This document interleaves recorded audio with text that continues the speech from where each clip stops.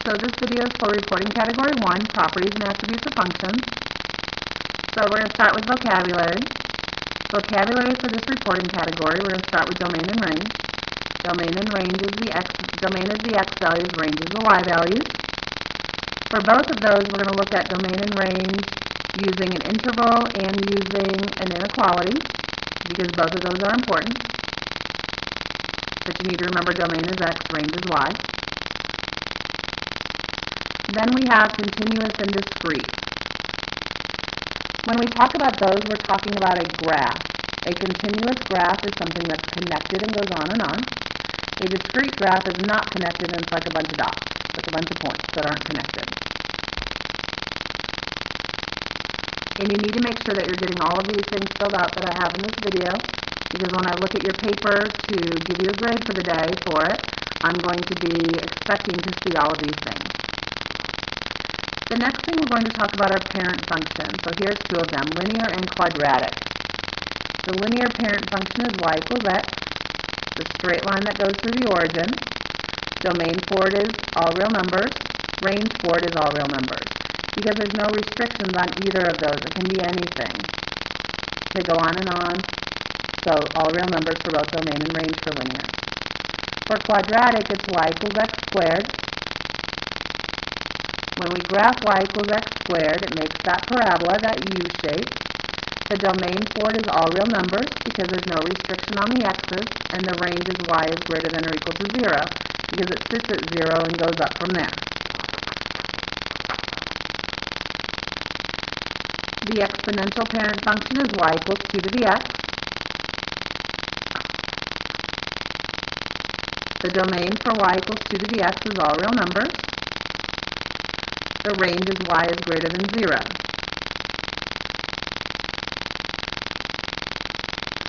The logarithmic parent function is y equals log x. The domain for it is x is greater than 0. And then our range is all real numbers. Absolute value parent function and square root parent function. Absolute value is y equals absolute value of x, and it's a V shape. The domain is all real numbers. The range is y is greater than or equal to 0. The square root parent function is y equals square root of x. Starts at 0, 0, and goes on. So the domain is x is greater than or equal to 0, and the range is y is greater than or equal to 0. The reciprocal or rational parent function is y equals 1 over x, and these are the functions that we've been talking about the last couple of weeks with the radii and all those rational functions, 1 over x. It's the one that has the two curves in the first quadrant and the third quadrant, and it has asymptotes at x equals 0 and y equals 0. The inverse function is when you take a graph and you reflect it over y equals x. So if you have a graph, you reflect it over y equals x. If you have an equation, you switch the x and y, and then you solve for y. And then scatter plots, we have three different types of scatter plots that we talk about. A positive scatter plot, a negative scatter plot, and no. Those are the correlations. So the trend, what's happening in it, what is the correlation between the two things? Is it increasing, is it decreasing, or is there no relationship at all? So when we talk about questions for the next part, these questions are all missing a key piece of information. So in the first question, the thing that's missing is this graph. So I want you to pause the video for a second, and I want you to sketch that graph on your paper. And I'll help you out by giving you some of these endpoints. This endpoint is 2, 3. This one is 5, 1, 2, 3, 4, 5, 6, 7, 8. So 5, 8. This one here is 11, 1. That's 11, 1. This one is 13, 6. So that should help you sketch that. So I want you to take a minute, pause the video if you need, and sketch that graph on your paper, because when I look at your paper to check this, that's what I'm going to be looking for. I'm going to be looking for you to have that graph drawn.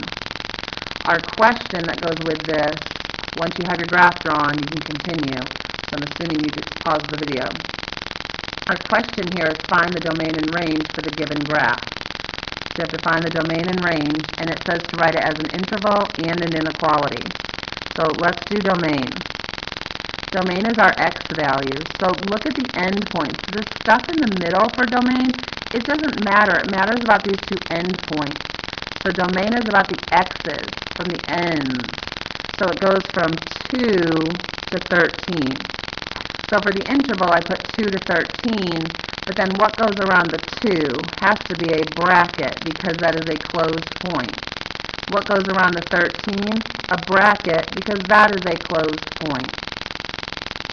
That is interval notation. Interval notation uses the parentheses and the bracket. For the inequality notation, we write this as 2 is less than x, or less than or equal to x, is less than or equal to 13. I put my two ends, the 2 and the 13, I put an x in the middle, less than, and it's equal to on both of those because they were closed circles. For the range, we do the same thing, but we do it from bottom to top. So remember, for domain, those middle points didn't matter. Now they do, because those middle points show our very bottom and our very top y value. So range is about the y's, and the y's are the bottom to the top. So our very bottom is 1, and our very top is 8. Both of those have closed points, so both of those get the bracket. And then we write it using an inequality the same way. 1 is less than or equal to y. It's a y because we're talking about range, so you have to make sure you have a y there. Then less than or equal to 8. So that's our domain and range for that problem.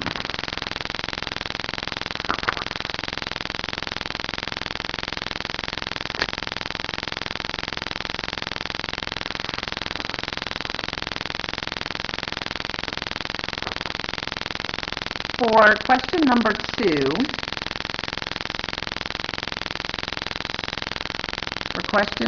2, it said describe the transformation from f of x to g of x. So f of x and g of x were left off your paper, so you need to take a minute and copy those down. Copy down both f of x and g of x. Again, I'm going to be looking for that when I check your paper. And my first question to you is, what's the parent function for this? The parent function is that y equals x cubed, and that's what the graph looks like. If you notice, that one was not in our parent functions at the top. It was left off. It was forgotten about. Sorry, I forgot to put it in the vocabulary. So you need to copy that down there. Again, that's something I'm going to be looking for when I check your papers. So make sure you have that. Now we're going to look at our functions, and we're going to figure out the transformations. When I look at f of x and I look at g of x, the first thing I notice is f of x has no number in front, g of x has a 3 in the front. That 3 in the front makes that be a vertical stretch.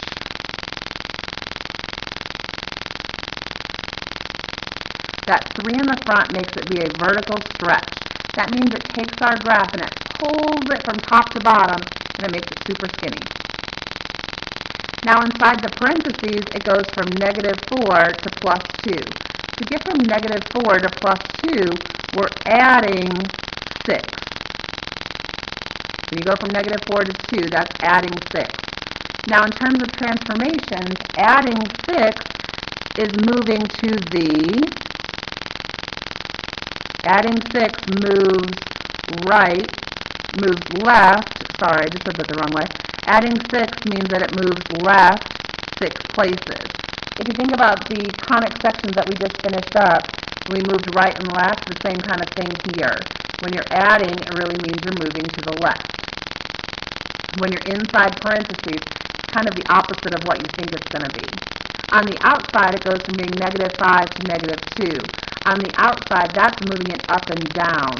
That's an up and down movement. So if we think about it being from -5 to -2, it's adding 3 And that adding 3 moves it up 3 places. So inside parentheses, it's kind of the opposite of what you would think it is, but outside parentheses, it's normal. It's what you think it's going to be. So inside, it's the opposite of what you think. Outside, it's normal. So problem number 3 is find the inverse of f of x equals 3x minus 1. So we're given an equation and we want to find the inverse of it. Think back to our vocabulary. When you find the inverse of an equation, you switch the x and y. So right now, this is y equals 3x minus 1. To find the inverse, I switch that and I make it x equals 3y minus 1. And I have to solve that for y. And I just solve it for y like I normally do. So I add 1 to both sides. So x plus 1 equals 3y. Then I divide by 3. So I get y equals x plus 1 over 3. Now I want to write this using function notation. Function notation, or inverse function notation, is f negative 1 of x. Now that's not how we read that. We read that as the inverse function of x equals x plus 1 over 3. Inverse notation is that little negative 1. So you'll see that, and that's inverse notation. That's how you know.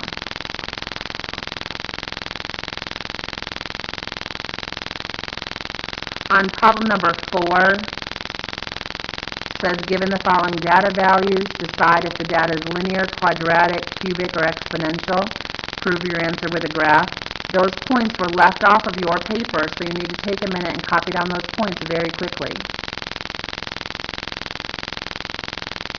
Then, since it says prove your answer with a graph, draw a set of axes. So I'm going to sketch a set of axes. Now when I look at that, I see those are all positive, so I'm not going to draw the whole graph. I'm just going to draw that first quadrant where things are positive.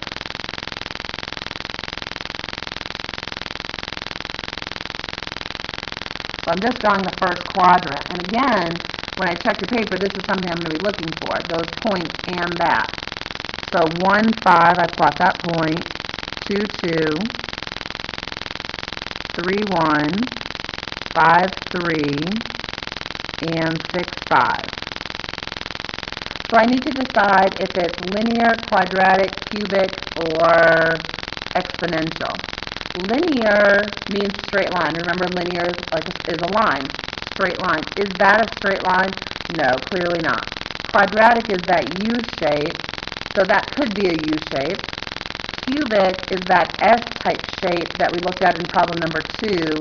And exponential is that curve that's back up in our vocabulary, and that doesn't look like that at all. So this has to be quadratic.